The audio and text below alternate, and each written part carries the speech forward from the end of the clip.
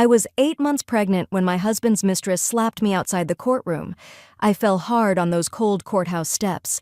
Then she kicked my belly and pulled my hair while everyone just watched.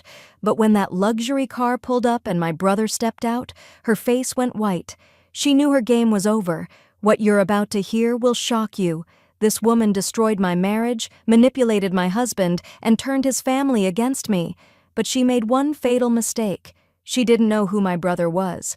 Stay with me because this revenge is absolutely epic. My name is Stella, and 5 years ago, I married the love of my life. Matteo was everything I'd ever dreamed of. He was kind, hardworking, and had this smile that could light up the darkest room. We met at a coffee shop where I worked part-time while finishing college.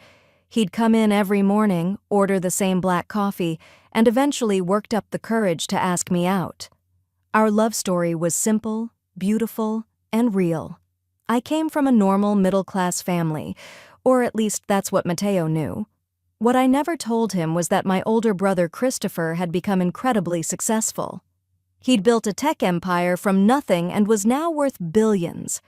But Christopher lived abroad, and we rarely saw each other. I made a conscious choice not to tell Matteo about my brother's wealth. I wanted him to love me for me, not because of some family connection to money. I wanted our love to be pure, untouched by the complications that wealth can bring. For 5 years we were happy, genuinely happy. We lived in a small apartment, worked hard, and built our life together brick by brick. When I found out I was pregnant 8 months ago, Matteo cried tears of joy. He held my face in his hands and told me I'd just made him the happiest man alive. Those early months of pregnancy were magical.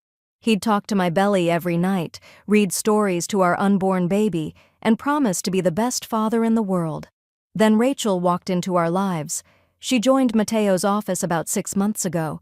At first, she seemed nice enough, pretty, friendly, always smiling.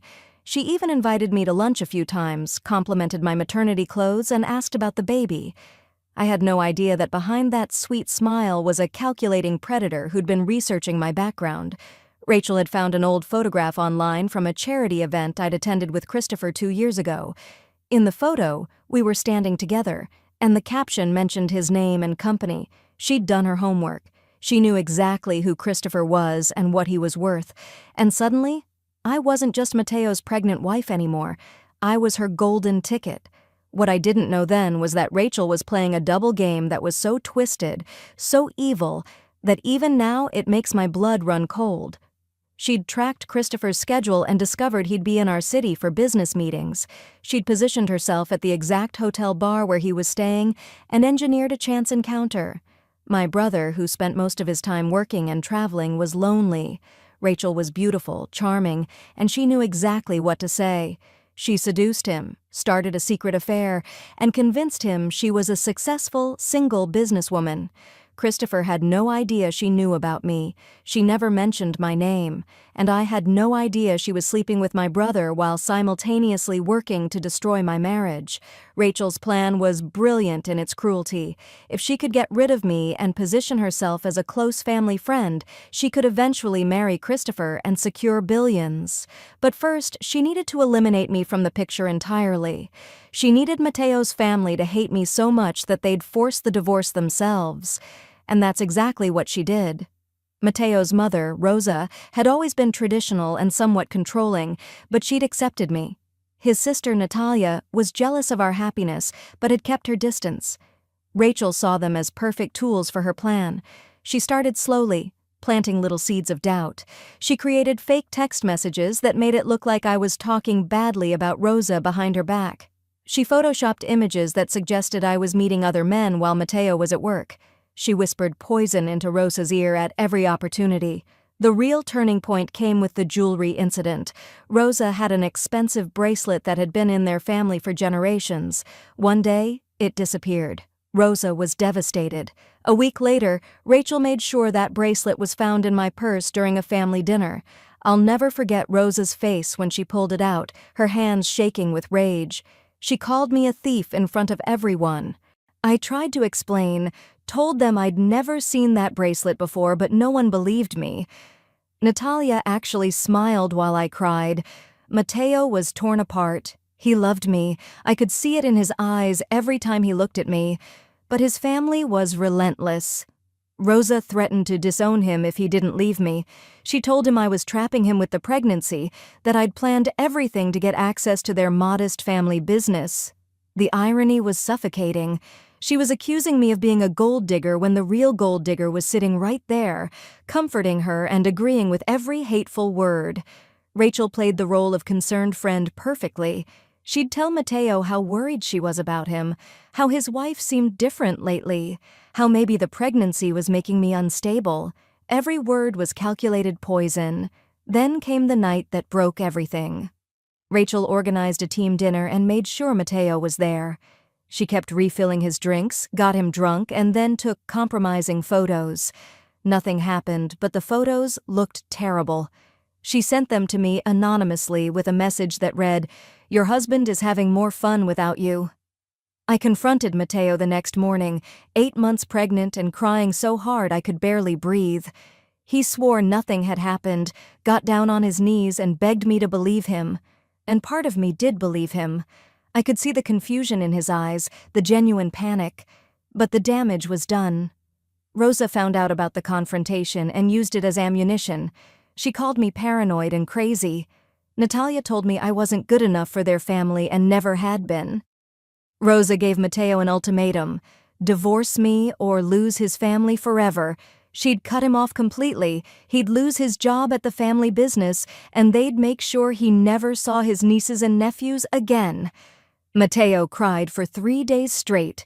I watched the man I loved crumble under pressure. And then he filed for divorce. I was 8 months pregnant, about to lose my husband, my home, and my family. I'd never felt so alone in my entire life. What I didn't know was that Rachel was already planning her next move. She was going to position herself as the hero who helped Mateo through his divorce, reveal my connection to Christopher at just the right moment, and slide into my brother's life permanently as his wife. The divorce hearing was scheduled for a Tuesday morning. I walked into that courtroom alone, my belly heavy with Mateo's child, and felt the weight of everyone's judgment. Mateo was there with his lawyer, avoiding my eyes. Rosa and Natalia sat behind him like vultures, whispering and glaring at me. And then Rachel walked in, wearing a designer dress I later learned Christopher had bought her, dripping with confidence and cruelty. The hearing was a nightmare. Rosa took the stand and lied through her teeth. She said I'd been abusive to Mateo, that I'd threatened their family, that I'd stolen from them repeatedly. Natalia backed up every lie. I watched Mateo's face as his sister perjured herself, and I could see the guilt eating him alive, but he said nothing. When it was his turn to testify, he repeated the lies his family had fed him, but his voice kept breaking. He looked at me once, and I saw everything in his eyes: regret, love, pain, and weakness. When I took the stand, I told the truth. I explained how much I'd loved Mateo, how I'd given him everything, how I'd been set up and framed. I touched my belly and begged the judge to see that I was being destroyed by lies. I could feel my baby moving inside me, and I wondered what kind of world I was bringing her into. Then Rachel stood up and asked if she could speak. The judge allowed it, and Rachel launched into a performance worthy of an Oscar. She claimed to be my former friend, said I'd confessed to trapping Mateo with the pregnancy, accused me of being violent and unstable. Her final words cut through me like a knife. She doesn't deserve this baby. She's unfit to be a mother. I broke down completely. The judge called for a 30-minute recess, and I could see in his eyes that he believed them. I was going to lose everything. During the break, Mateo tried to approach me. His eyes were red from crying. He whispered, "I'm sorry. I still love you. My family is forcing me to do this." I looked at the man I'd married and said, "If you loved me, you'd fight for me." Rosa appeared and physically pulled him away from me. I walked outside because I couldn't breathe. The courthouse steps were crowded with people coming and going, but I'd never felt more alone. I stood there, one hand on my belly, trying to figure out how my life had fallen apart so completely. That's when Rachel came outside with Rosa and Natalia, flanking her like bodyguards. She walked straight up to me, got inches from my face, and smiled. "You lost," she said. "Mateo is mine now. That baby? He'll barely see it. I'll make sure of that." She looked at my pregnant belly with disgust. "You're nothing. Just a poor girl who got lucky for a while." Before I could respond, her hand cracked across my face. The slap was so hard that I heard it echo off the courthouse walls. My head snapped to the side, and I stumbled backward. People around us gasped, but no one moved to help. I lost my balance and fell hard on the concrete steps. Pain shot through my back and hip as I hit the ground. All I could think about was protecting my baby. I curled around my belly, trying to shield her from whatever was coming next. Rachel stood over me, and I saw something demonic in her eyes. She pulled her leg back and kicked me in the side. The pain was excruciating. I screamed, begging her to stop, telling her I was pregnant, pleading for my baby's life. Rosa and Natalia just stood there watching. Rosa was actually laughing, telling Rachel that I deserved it. Then Rachel grabbed my hair and yanked my head back so hard I thought my neck would snap. Tears were streaming down my face. I could feel my baby moving frantically inside me, and I was terrified I was going to lose her right there on those steps. There were at least 20 people watching, some recording on their phones, but no one was helping me. Security was moving slowly, like they weren't sure if they should intervene. Rachel raised her hand again, aiming for my belly, and in that moment, I genuinely thought my baby and I were going to die. Then I heard it. The deep rumble of an expensive engine, tires screeching. The crowd's attention shifted. A sleek silver Rolls-Royce with custom plates pulled up to the courthouse entrance. The door opened, and everything seemed to move in slow motion. My brother Christopher stepped out. He was tall, imposing, wearing a suit that probably cost more than most people's cars, but it was his face that made my heart stop. I'd never seen him look like that. Pure rage, controlled and terrifying. His voice cut through the chaos like thunder. "Get your hands off my sister, now." Rachel's grip on my hair went slack. I looked up and saw her face go completely white. Her mouth fell open and she took a step back. "No," she whispered. "No, no, no. What is he doing here?" I watched realization dawn across her face. She'd been playing both of us, and she'd just lost the game. Christopher walked toward us, and the crowd parted like he was Moses, and they were the Red Sea. He knelt beside me, his hands gentle as he helped me sit up. "Are you okay?" he asked, his voice soft now. "Is the baby okay?" "Christopher?" I could barely speak through my tears. "How did you know?" "I've been watching," he said. "I know everything." Rachel turned and ran. She actually tried to run away. Christopher didn't even look at her. He just snapped his fingers, and 2 women in plain clothes appeared from nowhere and grabbed Rachel's arms. "Rachel Martinez," one of them said, pulling out a badge. "You're under arrest." Rachel was screaming now, thrashing in their grip. "Let me go. Christopher, tell them. We're together. Baby, please. I love you." The crowd was completely silent now, everyone trying to understand what was happening.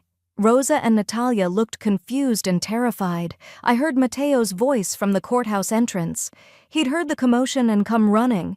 He saw me on the ground, Christopher helping me up, and Rachel being held by police officers. Christopher stood up and addressed the crowd, but his words were directed at Rachel. "Did you really think I wouldn't find out?" He turned to look at her, and his expression was colder than I'd ever seen. "You're a con artist, Rachel, and a stupid one." A man in a suit appeared carrying folders of evidence. Christopher took one and opened it. "Should we start with the affair?" he asked conversationally. "The one where you told me you were a single businesswoman while you were actually destroying my sister's marriage?" He pulled out photographs. Rachel and Christopher at expensive restaurants, on yachts, in hotel lobbies across 3 different cities. Bank statements showing transfers of hundreds of thousands of dollars. Credit card bills that made people in the crowd gasp. Over $500,000 in 4 months. "Or should we talk about your real plan?" Christopher continued. He pulled out printed text messages. "These are from your phone, Rachel. The one you thought you'd deleted. Here's my favorite. You wrote to your friend, The sister is the obstacle. Get rid of her, marry the billionaire, set for life. Rosa's face had gone gray. Wait, she said. You know him? You've been with him? Rachel was crying now, mascara running down her face. Christopher, please, you don't understand, I do love you. Love? Christopher laughed, but there was no humor in it. You love money. Let me tell everyone who you really are. He opened another folder. Your real name is Rachel Chen. You changed it 3 years ago. You have a criminal record in 3 states. Fraud, identity theft. You've scammed 5 other wealthy men. You're currently wanted in Nevada and Florida. The crowd was murmuring now, the shock palpable. Christopher wasn't done. Let's talk about how you framed my sister. He pulled out more evidence. Here's the metadata on those photoshopped images you created. Here's the receipt where you bought Rosa's bracelet from a pawn shop. Here's a recording where you admitted your whole plan. He played an audio clip. Rachel's voice, clear as day, talking to someone on the phone. The family is stupid. They believe everything I tell them. The mother actually thinks Stella stole from her. I'm paying the sister $10,000 to keep lying. Once Stella's gone, I'll have Christopher, and I'll be richer than I ever dreamed. Natalia made a choking sound. Rosa turned to look at her daughter, understanding finally breaking through. You knew? Rosa whispered. You were part of this? Natalia's face crumbled. She started crying, trying to explain, but Rosa slapped her. The sound was sharp and final. Mateo was on his knees now, his hands in his hair, making sounds like a wounded animal. What have I done? He kept saying. Stella, what have I done? Christopher turned to the police officers holding Rachel. She assaulted my sister, who is 8 months pregnant. She kicked her and tried to attack her unborn child. I have 20 witnesses and multiple video recordings. I want her charged with everything possible. Already done, one of the officers said. We've also got warrants from 2 other states. She's looking at serious prison time. Rachel tried one more time. She looked at Christopher with desperate eyes. I loved you, she said. I really did. Please don't do this. Christopher's response was ice. You're a liar. You're going to prison. And you're never getting out. He turned to Mateo, who was still on his knees. You, Christopher said, and his voice could have frozen hell. You're the husband who let his family destroy my sister. I didn't know, Mateo said, tears streaming down his face. I swear I didn't know. I love her. I've always loved her. They manipulated me. I was weak. I was stupid. Stella, please. Christopher looked at me. Do you want me to destroy him too? I was crying, holding my belly, my body aching from the fall and the kicks. I looked at Mateo, and I saw the man I'd fallen in love with buried under all that guilt and shame. He was manipulated, I said quietly. But he was also weak. He chose his family over me. Christopher nodded. He turned back to Mateo. Your family business survives because of contracts you don't even know about. Contracts that flow through my network. As of this moment, they're all canceled. Rosa made a sound like she'd been punched. No. Please. That will destroy us. You destroyed my sister, Christopher said simply. You showed her no mercy. Why should I show you any? He turned to Natalia. You accepted bribes to lie under oath. That's perjury and conspiracy to commit fraud. The officers have a warrant for you, too. Another police officer stepped forward and put handcuffs on Natalia. She was sobbing, begging for forgiveness. Rosa collapsed onto the courthouse steps, her whole world crumbling around her. Christopher helped me to my feet, his arm around me protectively. We're going to the hospital, he said. Right now. We need to make sure the baby is okay. He led me toward his car while cameras flashed and people stared. Behind us, I could hear Rachel screaming as they put her in the police car. I could hear Rosa wailing. I could hear Mateo calling my name. At the hospital, they checked me and the baby thoroughly. By some miracle, my baby girl was fine. The doctor said it was incredibly lucky that the fall and kicks could have caused serious damage. They put me on bed rest for the remainder of my pregnancy. Christopher stayed with me the entire time. He held my hand while I cried, promised me that no one would ever hurt me again, and told me that he'd set up a $50 million trust fund for my baby. He bought me a mansion with full security. He promised to be the best uncle in the world. Mateo stayed outside the hospital for 3 days. He didn't eat, barely slept, just waited. Rosa eventually joined him, finally understanding what her pride and cruelty had cost her. They both wanted forgiveness. I didn't know if I had forgiveness to give. Mateo had been manipulated, yes, but he'd also been weak. He'd believed lies over his wife. He'd let his family destroy the woman carrying his child. Love shouldn't be that fragile. Love should fight harder. 2 months later, I gave birth to a beautiful baby girl.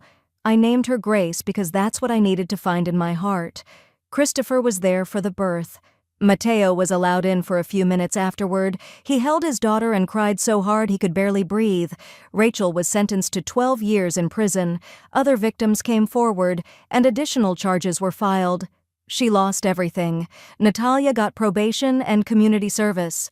Rosa's business barely survived, and she lost all respect in the community. Mateo moved out of his family's home. He started therapy. He works 2 jobs now to send money for Grace. He sees her once a week, supervised visits arranged by Christopher. He's trying to prove he's changed, that he's finally strong enough to deserve a second chance. I don't know if I'll ever give him that chance. Maybe someday.